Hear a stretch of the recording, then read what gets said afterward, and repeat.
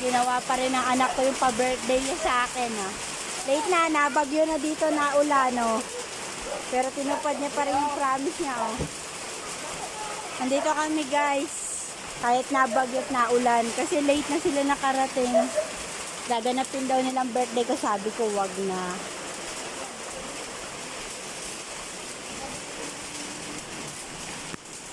Yan. Thank you sa mga anak ko, oh. Surprise nila ako, guys. Surprise ako ng mga anak ko kahit gabi na.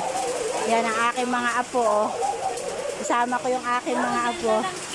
So, di ba? May pa-cake pa ang aking mga anak ko, di ba? Ang ganda naman na. O, yung aking mga apo, oh. Thank you, Ning. Thank you, G. Thank you, Nicole. Thank you, EJ, Jeffrey. Thank you, Toto, at ang marang ko.